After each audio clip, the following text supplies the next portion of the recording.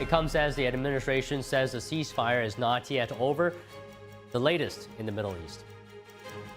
War Secretary Pete Hegseth says Iran does not control the Strait of Hormuz, announcing a new U.S. operation to protect commercial shipping as tensions continue despite a ceasefire in place. A key decision expected today on the detention of the suspect accused of attempting to assassinate President Trump. This as a federal judge orders a review of his jail conditions after he was placed on suicide watch.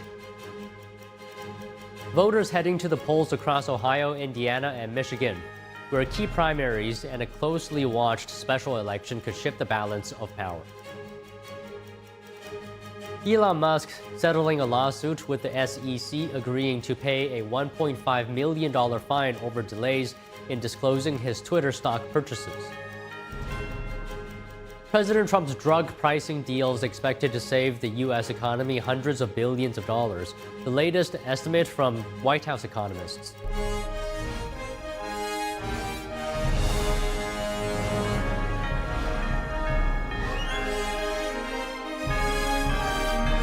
This is NTD Newsroom, live from our global headquarters in New York City.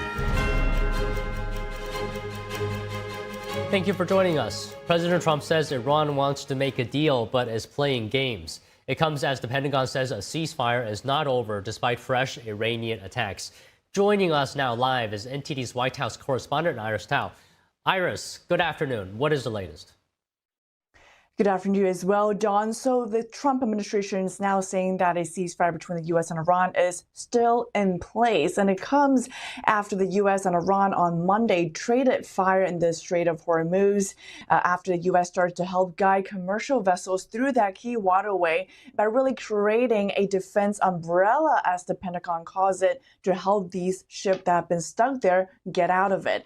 Meanwhile, Central Command announcing that Iran has attacked U.S. commercial as well as Navy vessels using cruise missiles, and the U.S. in response destroyed 8 Iranian fast boats.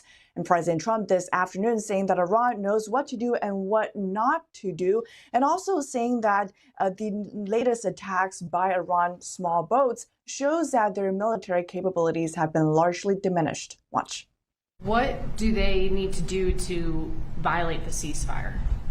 Well, you'll find out, because I'll let you know.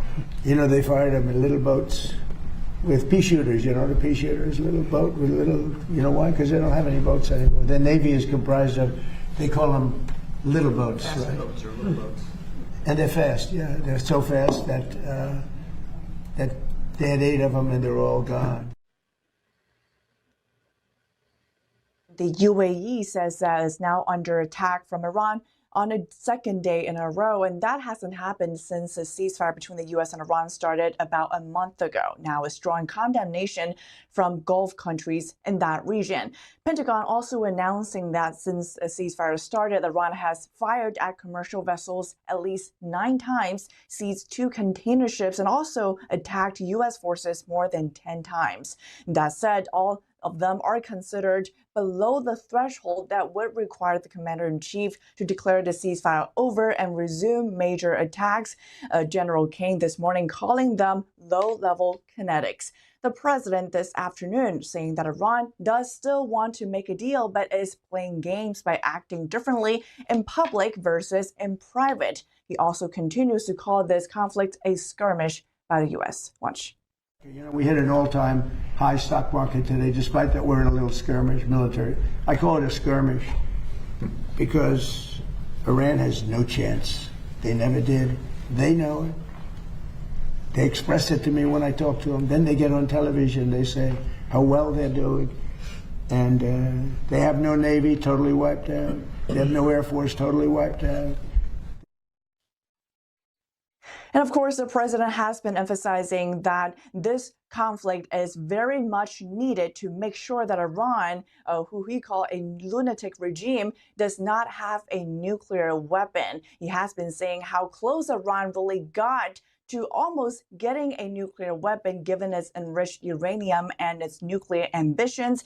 And he said that in order to prevent that from happening and to really to make sure that the whole region, if not the whole world, stays safe, he had to make the call to go in and make sure that Iran's nuclear ambitions are thwarted. Meanwhile, today, the president is saying that if Iran still wouldn't make a deal, they won't be successful, and quote, it will go very quickly and methodically. So again, the president refreshing his threats for major strikes if a deal is still not accomplished. On the economy, though, President Trump says Iran is facing skyrocketing inflation, and he does want Iran's financial system to fail in order for the U.S. to win.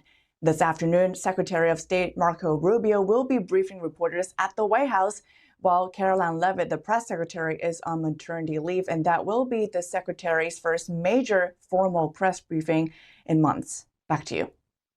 Okay, Iris, thank you for the updates. Secretary of War Pete Hegseth today with an update on the situation in Iran, discussing Project Freedom, the U.S. effort to secure the Strait of Hormuz. Hegseth says the operation is separate and distinct from Operation Epic Fury. Project Freedom is defensive in nature, focused in scope, and temporary in duration, with one mission: protecting innocent commercial shipping from Iranian aggression. American forces won't need to enter Iranian waters or airspace. It's not necessary. We're not looking for a fight, but Iran also cannot be allowed to block innocent countries and their goods from an international waterway. Iran is the clear aggressor, harassing civilian vessels, threatening mariners from every nation indiscriminately, and weaponizing a critical choke point for its own financial benefit, or at least trying to. For too long, Iran has been harassing ships, shooting at civilian tankers from all nations, and trying to impose a tolling system. Iran's plan, a form of international extortion, is unacceptable. That ends with Project Freedom. Hegseth says Iran does not control the strait, mentioning that 2 U.S. commercial ships, along with American destroyers, have already safely transited the waterway, a fact he called embarrassing for Iran. The secretary says hundreds more ships from nations around the world are lining up to transit, and that Central Command is in active communication with shipping companies as well, and insurers. Meanwhile, he says the blockade of Iranian ports is in full effect, calling it humanitarian. Ceasefire is not over. Ultimately, this is a separate and distinct project, and we expected there would be some churn at the beginning, which happened. And we said we would defend aggressively, and we absolutely have. Iran knows that. And ultimately, the president's going to make a decision whether anything were to escalate into a violation of a ceasefire. But certainly we would urge Iran to be prudent in the actions that they take to keep that underneath this threshold. Meanwhile, Chairman of the Joint Chiefs of Staff General Dan Kane says Iran has fired at commercial vessels 9 times and seized 2 container ships since the announcement of the ceasefire. Kane says Iran has also attacked U.S. forces more than 10 times, which he says is all below the threshold of restarting major combat operations. As a result of Iran's indiscriminate attacks across the region, there are currently 22,500 mariners embarked on more than 1,550 commercial vessels trapped in the Arabian Gulf, unable to transit. In addition to shipping, Iran has continued to deliberately attack its neighbors. Just yesterday, Iran attacked Oman once and the UAE 3 times, including an attack on Fujairah oil terminal, which was successfully defeated. They also launched cruise missiles, drones, small boats at U.S. forces defending commercial shipping in the Straits, and United States Navy MH-60 helicopters and Army AH-64 Apache helicopters successfully defeated those threats. Thus far, today is quieter. Kane says CENTCOM has established an enhanced security area on the southern side of the strait. He says it's now protected by U.S. naval and air assets to defeat any Iranian aggression against commercial shipping. Meanwhile, Secretary Hegseth says the U.S. expects the world to step up at the appropriate time. He says the U.S. is in contact with the South Korean ship hit by Iran. On that topic, South Korea today saying it's evaluating whether to join U.S. efforts to guide ships through the Strait of Hormuz. And staying in the Middle East, the United Arab Emirates says it's responding to new Iranian missile and drone attacks. This follows similar attacks from Iran yesterday. The UAE's defense ministry confirms that its air defense systems is actively engaging Iranian missiles and drones. Iran has not confirmed or denied the attacks. The UAE yesterday engaged 15 Iranian missiles and 4 drones. Local authorities say that one drone sparked a fire at a key oil facility, wounding 3 Indian nationals. The British military reported 2 cargo vessels were ablaze off the coast of the UAE. Secretary of War Pete Hegseth saying the U.S.-Iran ceasefire is holding, and he says Project Freedom is a separate measure from Operation Epic Fury. Joining us now to discuss is Andrew Harding, Senior Associate for National Security Coalitions at the Heritage Foundation, and we also have Jacob Olidor, Director of the Center for American Security at the America First Policy Institute. So first of all, thank you so much both for coming on the show today. And if I may, Jacob, I'll start with you. Do you believe that this effort by the U.S. to keep commercial shipping through the Strait of Hormuz will restore confidence in transiting the strait to the level before the war started? Well, it's great to be with you. Look, it absolutely will, and I think it's the first step towards a new chapter for this waterway. As we know, this has been under attack by the Iranian regime for 47 years, and there have been periods, including during the Iran-Iraq War, where Iran has stopped commercial traffic altogether through this waterway. And so Operation Epic Fury, although that's not the main objective of the operation, one downstream effect, one ancillary effect, is that it'll make this part of the world much more stable and secure, both because Iran will be far less capable of enacting on its agenda, as well as the confidence it's instilled in our partners in the region. Okay, Andrew, let me go to you now. What are your comments on this new operation, Project Freedom? Well, I think this is an excellent step by President Trump and keeping an emphasis on having the Strait of Hormuz open for business. I think Iran has continued to demonstrate that it wants to hold the strait at risk. It understands that it has a piece of leverage there, but President Trump is flipping the script. He's ensured that with the blockade, the United States Navy has full control over Iranian ports, and clearly Operation Epic Fury has been so successful to the point that the Iranians aren't able to break a naval blockade on its own waterways. But furthermore, by having this more defensive operation with Project Freedom, this allows the United States to ensure the flow of oil can continue in the Strait of Hormuz to help countries get through that strait without the threat of the Iranian missile strikes. But Iran showing that they're still going to do whatever they can to try to keep pressure on the strait. So I think it's good to hear that the United States acted decisively in response to the Iranian threat here, and that while maybe the ceasefire is still holding and we haven't seen escalation that could break the ceasefire, it's good that the president and the United States military is holding firm on ensuring that those countries around the world that want to get their oil out of the strait have this new opportunity. Okay, so Andrew, Jacob, sorry. Jacob, Andrew brought up the idea of control. So let me ask you this. With the blockade and U.S. guiding commercial ships, how much control does the U.S. have over the Strait of Hormuz right now? Well, it's full control. As Andrew mentioned, it's flipping the script on the Iranians. And for the first time, certainly in generations, we have the United States holding all the cards, as the president would say, controlling the traffic in this waterway. Now, of course, it remains a vulnerable time right now as the operation is ongoing. But I think right now we are, the United States, through the power of the strongest Navy in the world, is ensuring the safe passage of commercial ships that have nothing to do, that are just kind of bystanders, to ensure their safe passage out of this waterway. And so I think this is fully the United States, for the first time in its history, really dominating and creating the conditions on the ground for safe passage of maritime traffic there. So, Jacob, you say earlier that this is flipping the script on the Iranians. Does Iran have the military capability right now? Because it has warned that it's going to target U.S. forces, and it has. Does it have any military capability to back up this threat to any meaningful degree?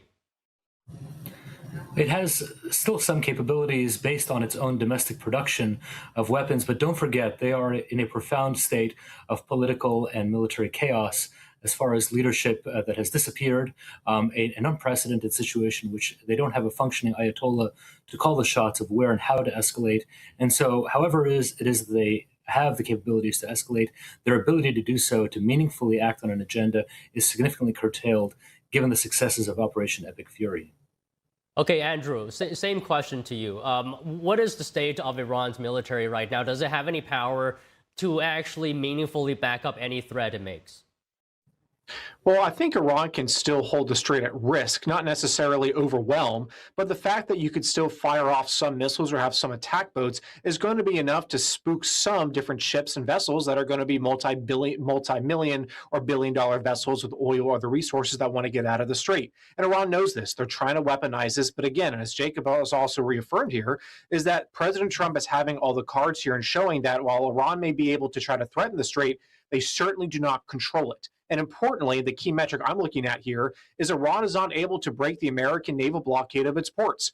Iran is losing north of $400 million a day by having its oil terminal ceased to where they can't get oil out of the strait. They're having to cease production. They can't store more oil. And that's really hitting not only the broader economy of Iran, but is directly hitting the IRGC, the exact units that would be trying to conduct military operations. So yes, Iran will do everything it can to try to keep its leverage here. But as this operation goes on and as the blockade holds, every single day that continues, the United States gains more leverage.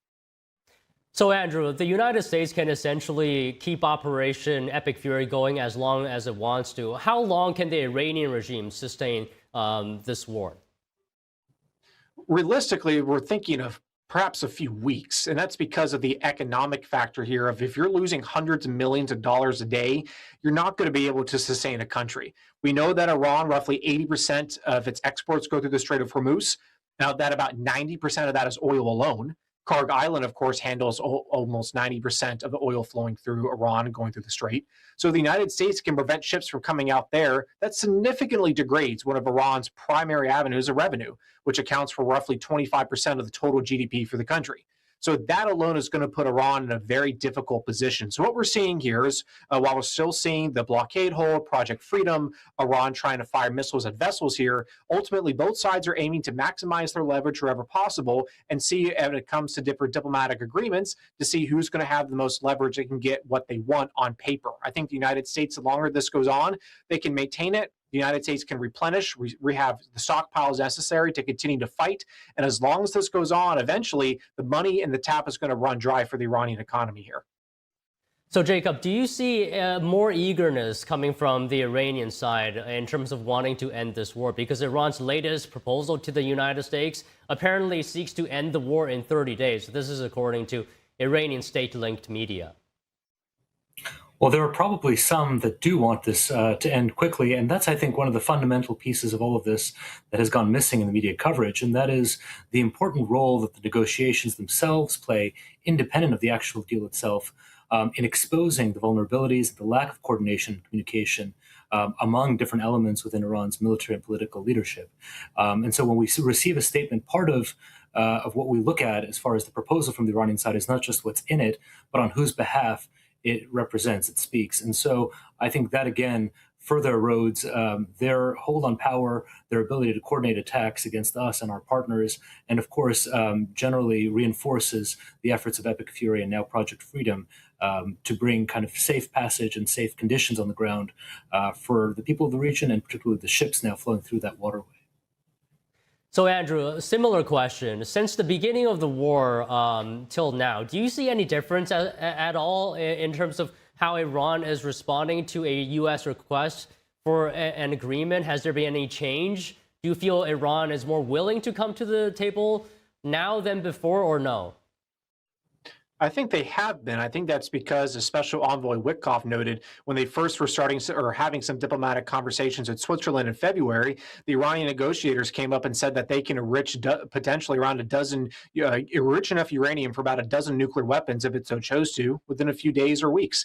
That has significantly changed, and Operation Epic Fury has forced Iran to come to the table. With the conventional success of the operation, Iran can no longer hide behind a conventional shield, a porcupine of different missiles or drones, and Secretary of State Marco Rubio has been excellent in articulating that that's important to prevent Iran from getting a nuclear weapon. That, on one hand, if diplomacy can work and it's in America's interest to pursue a meaningful deal, then the president's going to pursue it. But if not, he's not just going to take a deal for the sake of a deal. And so we're seeing President Trump here authorize Operation Epic Fury, have the blockade, and prevent Iran from being able to hide behind missiles and have a nuclear weapon, and ultimately become the North Korea of the Middle East. So I think we're seeing this two-pronged approach that ensures that Iran has changed its tune and is more willing to negotiate. But until then, the president's right to ensure that all gas continues should there be some type of military operation to come if Iran doesn't really work at the table. So, Jacob, Andrew talks about this two-pronged approach. How much pressure is Operation Epic Fury putting on the regime, and how much is Economic Fury putting on the regime? How much pressure, including the U.S. blockade of their ports? Well, they're both mutually reinforcing, and I've written on this that they're part of the same strategy. There is an economic strategy and, of course, a military one, and you really can't have one without the other. And in this case, specifically the military power, I think achieves two objectives. The first is actually destroying the capabilities themselves. The second is the diplomatic function of building our leverage over Iran in the negotiations. And that's what we're seeing time and again. Really, if you look back to Operation Midnight Hammer last summer, that has been this process all along of bringing Iran to the table through both tools. And so, yes, I think the special envoy and his team now again engaging with the backing, the full backing of the U.S. military power behind them on the heels of all the successes we've had to date. I think that reinforces our hand in the negotiation and our ability to bring Iran to the table and get them to a deal ultimately. Okay, so Andrew, President Trump has said this, that potentially the blockade of the Strait of Hormuz has been more effective than the bombings on Iran. I'm wondering if you have an opinion on this, whether the blockade is more effective or the bombings were more effective. Well, I think to Jacob's point, they really reinforce each other, and that you have to have this combined strategy in order to achieve this political goal of preventing Iran from getting a nuclear weapon. And so Operation Epic Fury, the military angle here, was able to degrade Iran's conventional capabilities, in which they don't have a navy. Their air force has been severely depleted. They have very few air defenses that have minimal successes, in which the United States and Israel can conduct any operations necessary to prevent Iran from getting that nuclear weapon with the conventional arms. But on the economic front, this is hitting the regime right out of its walletbook. If it thinks that it's able to export oil on its own terms through the Strait of Hormuz, the U.S. Navy has demonstrated that's not going to happen. And so while Iran is conventionally damaged and can't really offer a full retaliatory response, again, they cannot break a blockade that's on their own ports. But now by not being able to do that, ensures the United States can really put a lot of pressure on Iran's economic situation. So therefore, that can lead towards a better U.S. negotiating position on the table. The fact that Vice President Vance went to Pakistan a few weeks ago does show that there must be some interest, some belief that a deal is possible, at least in theory. But until then, the U.S. is going to keep the pressure going until a deal is presented to the president that is finally on America's terms, that it can commit to and enforce, and not allow Iran to get away with anything. All right, just one more question for each of you. Jacob, General Dan Kane said today that Iran is grasping at straws. Your assessment on what is the current state of the Iranian regime? With every passing week, I think the Iranian regime is getting more and more desperate, more and more chaotic, and is losing its grip on the command and control, on the ability to act on its agenda, and potentially on its hold on power as we knew it prior to this operation. So the general is exactly right, and I think all of this is leading toward a situation that was really outlined in the president's remarks on February 28th in describing the focus of Operation Epic Fury to make the American people once and for all protected and safe from the threats from this regime. I think we've far and beyond accomplished that objective. And Andrew, finally, what is your assessment of the Iranian regime? Well, I think Jacob hits it right on the head. And the only thing I'd add is that it remains in Iran's best interest to come to the table and work with President Trump. President Trump has made very clear that he's willing to pursue a deal. He prefers peace. He's conducting Operation Epic Fury out of the necessity to protect the American people and put the American people first. But if Iran's willing to come to the table, he is willing to hear them out and negotiate in good faith. But of course, Iran's going to have to work with President Trump on the necessary and correct political objective of preventing Iran from getting a nuclear weapon. If Iran delays, then we'll continue to see these pressure tactics and operations continue. But if they're willing to come to the table and really remove that ambition to become the North Korea of the Middle East, perhaps we can see an agreement that is in America's interest that the president seeks to have. Okay, very good. Well said. Pleasure to speak with the both of you. Andrew, Jacob, thank you very much. Thank you. Thank you. And voters heading to the polls across Ohio, Indiana, and Michigan, where key primaries and a closely watched special election could shift the balance of power. More news after this break. Stay tuned.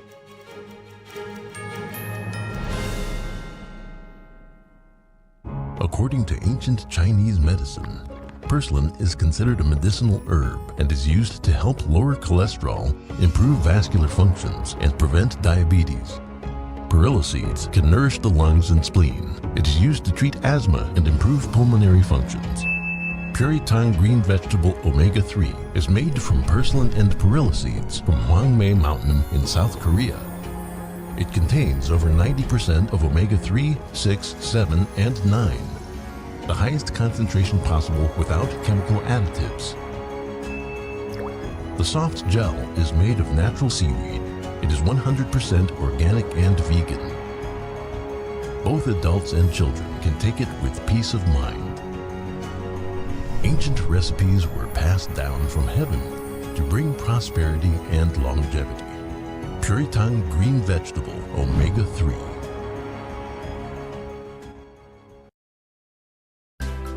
Today's seniors are enjoying life more than ever before, and part of that comes from the independence of driving.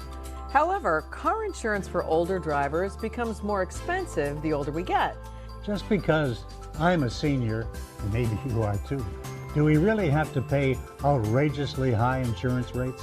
Well, the answer is no, we don't. When was the last time you checked to make sure you're paying the lowest available rate? Well, maybe it's time to give your car insurance a tune-up, just to make sure your rates are running properly. You change your oil, you change your tires. Well, maybe it's time to change your car's insurance company. Are you paying too much for your auto insurance? If so, you're just throwing your money away. So the only way to really know if you're paying too much is to call the number on your screen. 1-800-952-5196. 1-800-952-5196. You'll speak with a licensed insurance agent.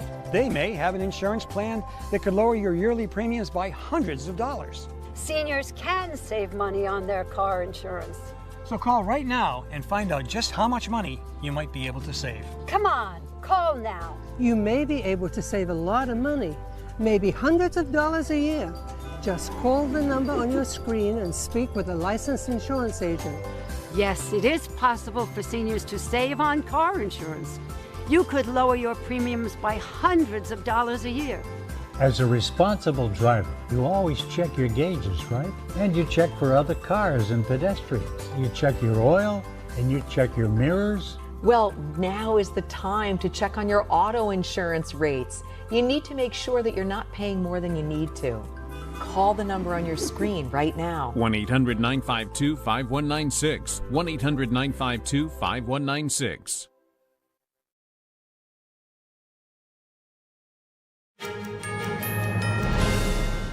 Voters are heading to the polls today in Ohio, Indiana, and Michigan with key primary races and one closely watched special election underway.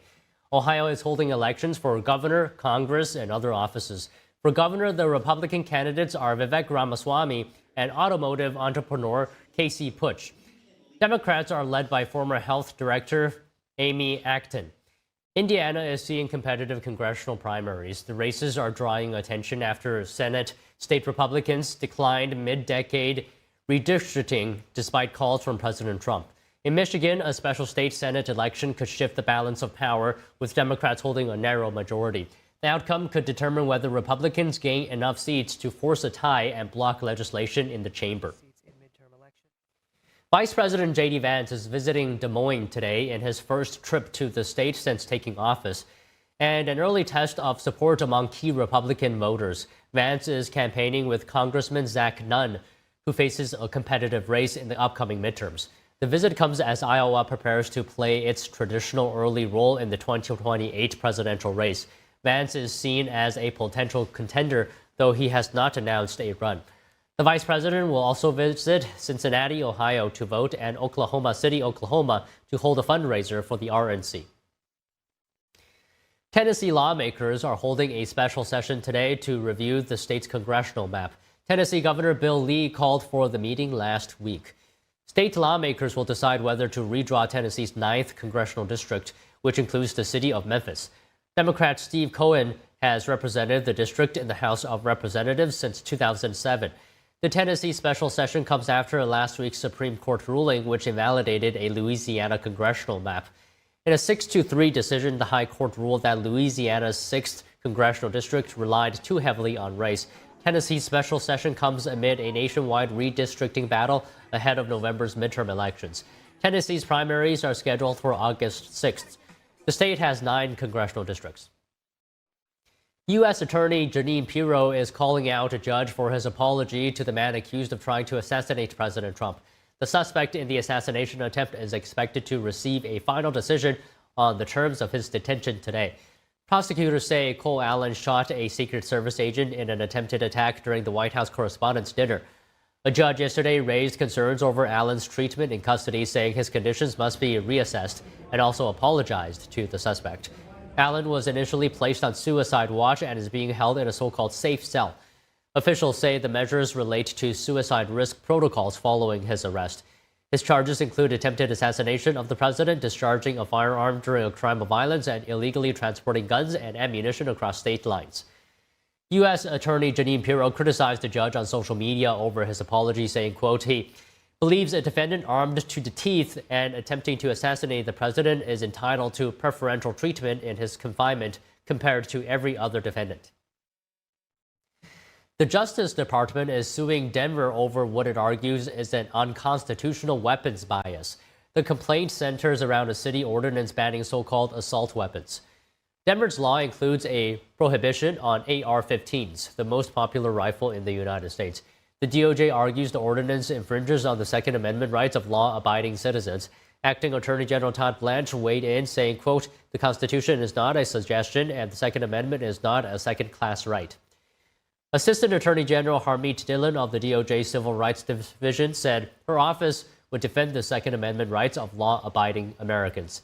Dillon added that American citizens should be able to exercise those rights, regardless of where they live. The White House is rolling out a new national strategy aimed at cracking down on illegal drugs and cartel activity. Drug czar Sarah Carter said the administration will work to stop the flow of drugs into the U.S. at all points of entry. Our strategy outlines a detailed plan to accomplish this, beginning with a continued effort to expand the detection of illicit drugs through the use of technology. We will continue to enhance border security through the Department of War, making it incredibly difficult for cartels to smuggle deadly chemicals into our neighborhoods. This strategy outlines a plan to dismantle online drug trafficking, including virtual drug markets and payment mechanisms. We will also collaborate with social media platforms to pursue new policies that will protect innocent children, our children, from fake pills being sold on these platforms. The strategy calls for a more aggressive approach, stepping up pressure on cartels and trafficking networks. It expands coordination with international partners to, quote, relentlessly pursue and dismantle drug trafficking networks wherever they operate. The plan also includes boosting prevention, treatment, and recovery efforts nationwide. The White House says it wants to create a drug-free America as a social norm. A Texas doctor has been convicted of running a pill mill. Prosecutors say Dr. Barbara Marino illegally distributed more than 1 million opioid pills out of her clinic in the Houston area. Authorities say the prescriptions had no legitimate medical purpose. The jury found Marino guilty of 5 counts relating to distributing a controlled substance. She now faces up to 20 years in prison per count.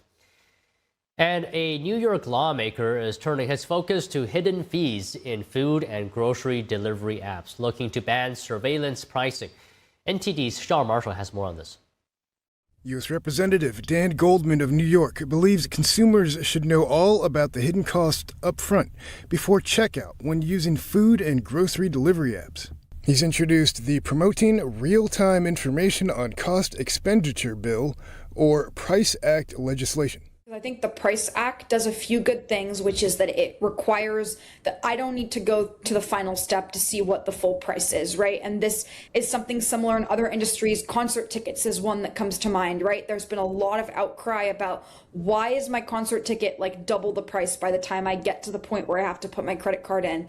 I think where this Price Act really falls short is that it doesn't cap the fees.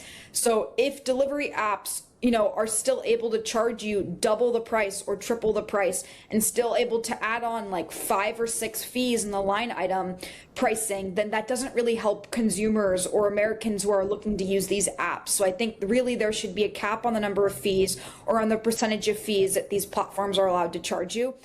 Representative Goldman wants to ban these apps from engaging in exploitative surveillance pricing. His bill says these practices harm consumers by making it virtually impossible to comparison shop and by hindering competitive markets. Surveillance pricing is something that Americans should definitely be concerned about for a variety of reasons.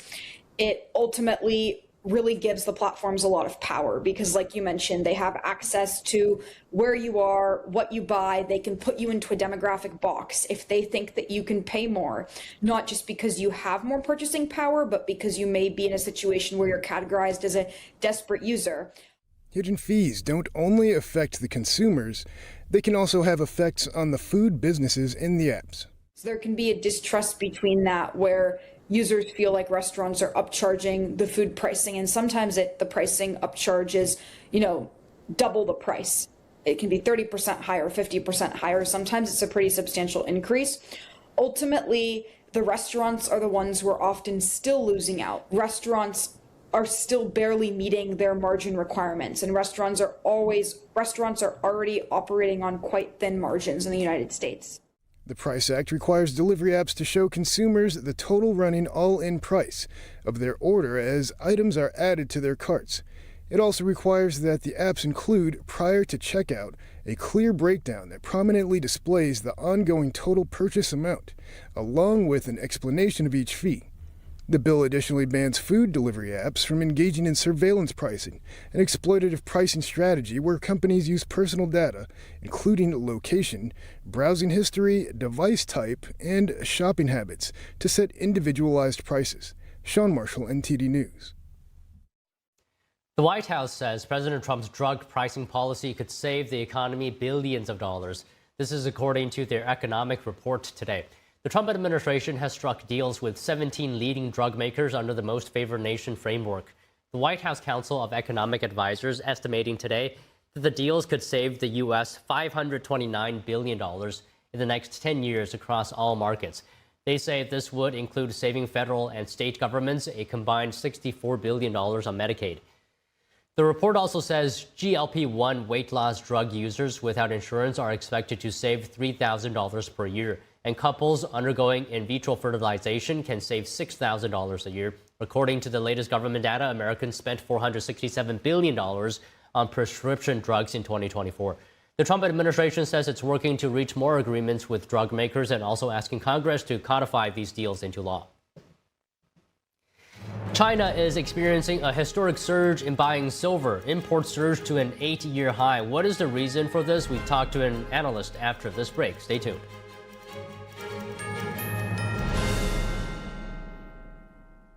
Hi, I'm Ryan Blaney, a third-generation race car driver, and we dedicate a lot of our time to going as fast as possible. My grandpa Lou is the reason why my dad and I started racing, and I'm really proud to follow in his tracks. But when my grandpa was diagnosed with Alzheimer's, it was a very unexpected bump in the road for us. I've learned a lot on this journey with my grandpa Lou, and the memories of my grandpa will always be with me.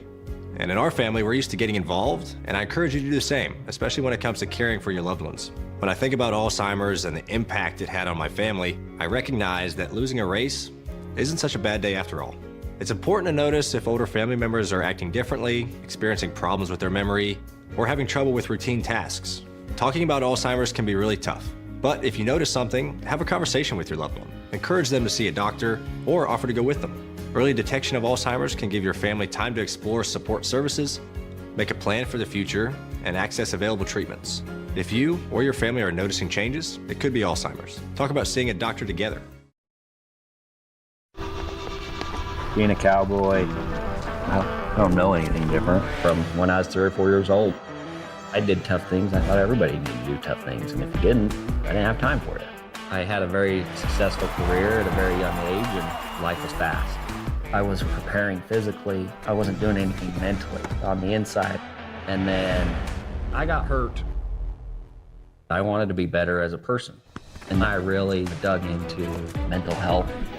I start my day with 20-minute workouts. I live life 8 seconds at a time. Horses are so therapeutic. They know what you're feeling. When you're nervous, they're nervous. You won't say it back, but we're pals. I take a lot of responsibility in taking care of my kids, my family, and being there for them. You're gonna have tough days. Everybody does. Find a place to stop and just breathe. Love your mind. We said we'd never give in to a meltdown. Okay. And we'd never babysit with a screen. We said we'd never let the toys take over. Mariella! Never leave the house looking, well, and never let them out of our sight.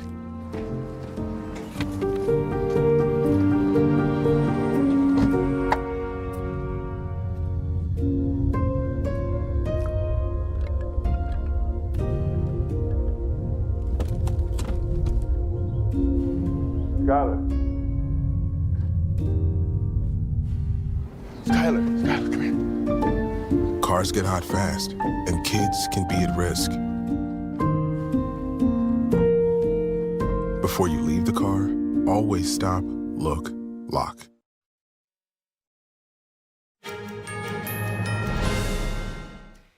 China is experiencing a historic surge in buying silver. Imports surged to a multi-year high. Joining us now to talk about this is James Anderson, Senior Precious Metals Analyst at SD Bullion. So James, good afternoon. Thank you so much for being here today. So the question is, how much silver is China buying and why is it important?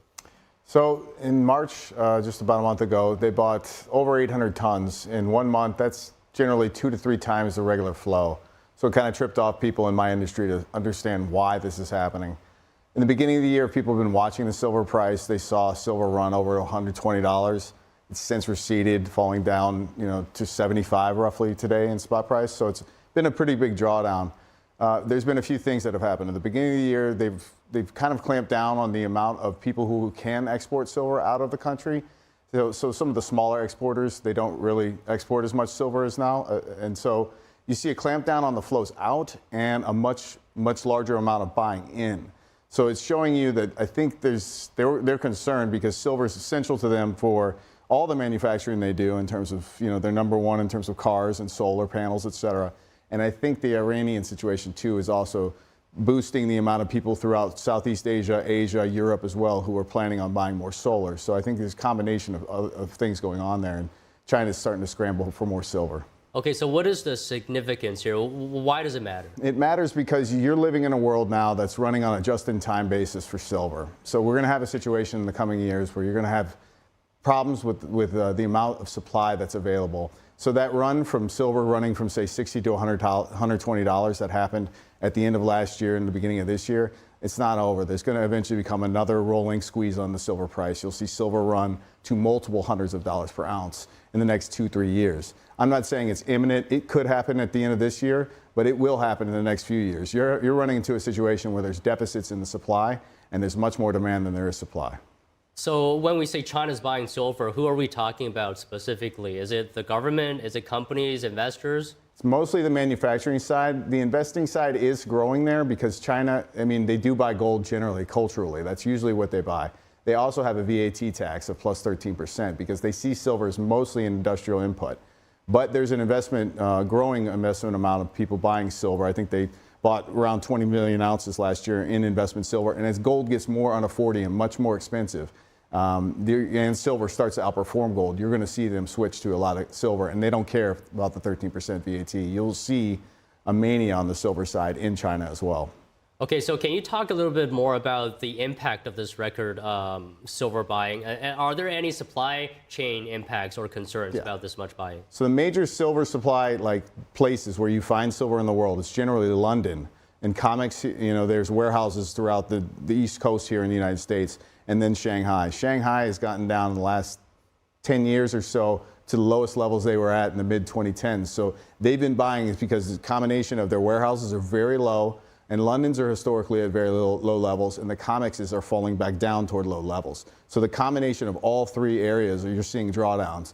And so even the Silver Institute itself says you're probably looking at a situation where the silver price will be stout for the rest of the year, but we are looking at a future where the price volatility will be high and mostly upside because of these factors. Okay, so talking about the future, how long is this buying spree going to last? This is like a short-term thing? Yeah.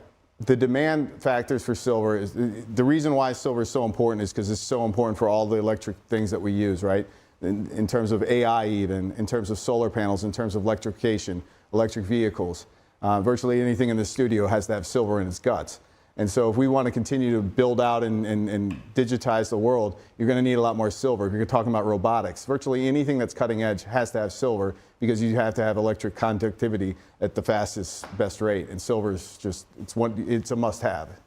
Okay, how sensitive is the market right now to China buying silver? It's not. I mean, right now what you're seeing is people probably looking at the market thinking, it went from 120 down to 75. And they probably don't understand the fundamentals that are underlying this. And so what you saw recently was more of a momentum trade that really ran in, hot money ran in, drew silver very high quickly, and now it's receded. But underneath the fundamental factors are very, very good, both industrially and eventually store value-wise, I mean, in terms of investment play. So you have a situation right now where the hot money's probably gone off to oil or to what have you, other things that are Iran-related. But it'll come back at some point. That's just inevitable. Gold and silver are in a bull market, and this is probably going to be a rolling type of thing that you'll see in the next 2, 3, 4, 5 years. Okay, so to put simply, essentially, you're very bullish on silver. Mm-hmm. Yeah, I'm very bullish. I'm not telling you tomorrow the price is going to double, but I'm telling you within the next few years it will. Right. Okay. So I mean, do you think silver is a better investment right now in terms of value or gold? So that's a hard question. When someone asks me that, I always ask them what their interest is. Is it first and foremost to preserve what you own? Then you should own some gold because it's not as volatile.